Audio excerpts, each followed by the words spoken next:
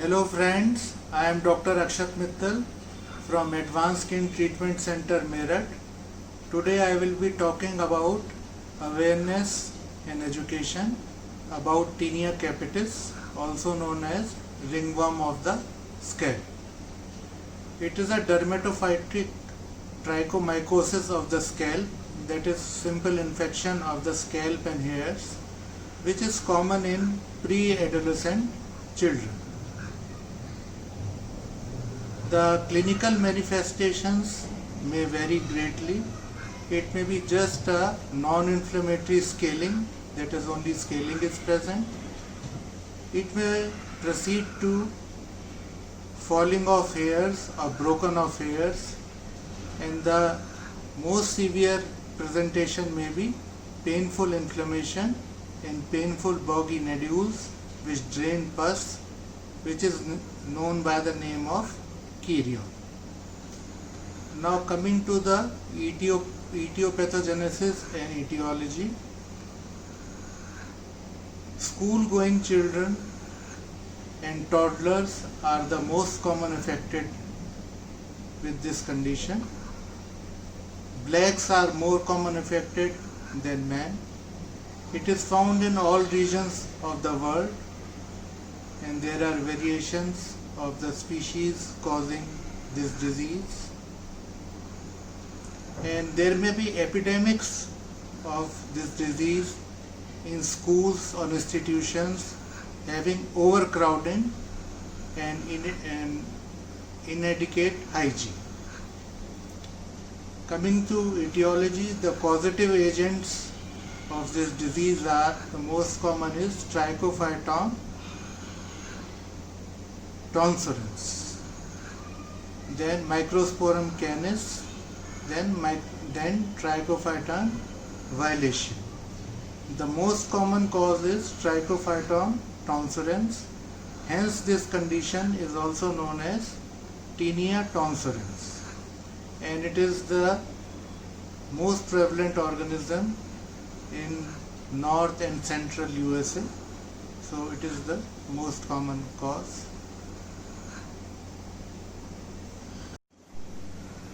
Now coming to transmission, how the disease is transmitted. The transmission is through person to person and from animal to person via fomites. That is, if the students are sitting together and there is overcrowding, then there are chances of the fungus spreading in all the children. Then spores are present in inanimate objects. Coming to the pathogenesis, the scalp hair traps fungi from the environment, leading to asymptomatic coronization. Then trauma may aid the inoculation of the fungus into the scalp. Then dermatophytes penetrate the skin of the scalp, that is the stratum corneum of the scalp, resulting in infection. And thereafter the hair follicles are infected, and infected hair follicles may lead to infection of the other hair follicles. Now coming to classification, it may be ectothrix infection or endothrix infection. Ectothrix means outside the hair shaft and endothrix means inside the hair shaft. When the infection occurs outside the hair shaft, the hyphae which break into arthroconidia leads to destruction of the cuticle, which is the outer layer of the hair shaft. It is commonly caused by Microsporum species. In the endothrix infection, there is no destruction of the cuticle. Arthrospores are found within the hair shaft, and it is mainly caused by the Trichophyton species. The other main types of Tinea capitis are black dot type. It is an endothrix infection resembling seborrheic dermatitis. Then chirion. It is an endothrix infection with painful inflammation and boggy inflammatory masses draining pus. And Favus. It is an endothrix infection with arthrospores and air spaces within the hair shaft. Now coming to the clinical manifestations. First of all, grey patch type. Please focus on the pic. There is partial alopecia, often circular in shape, showing numerous broken off hairs and dull grey from their coating of arthrospores. There is fine scaling with fairly sharp margins.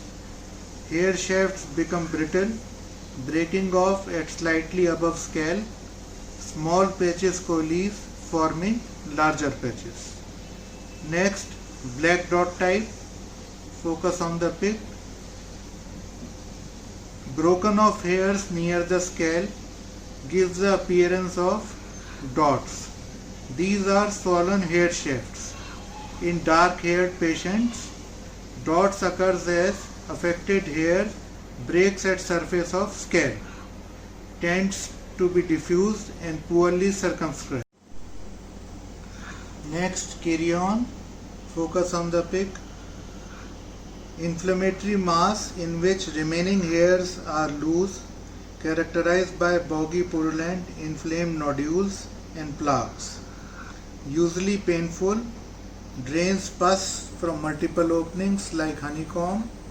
Hairs do not break off but fall out and can be pulled without pain. Follicles may discharge pus. Next, favus. Focus on the pic. It is a Latin word meaning honeycomb.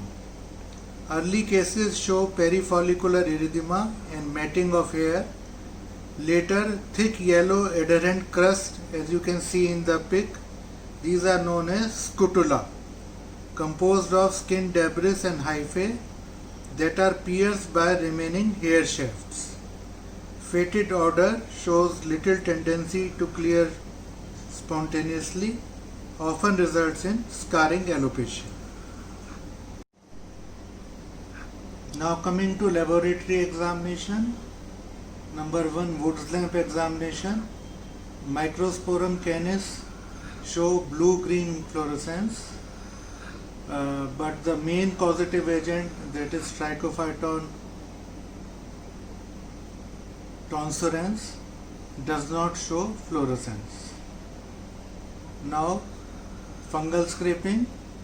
The skin scraping show arthrospores and hyphae. Now, fungal culture. It takes about 10 to 14 days to show the culture reports. Bacterial culture is done to rule out Staphylococcus aureus. Now, course and prognosis.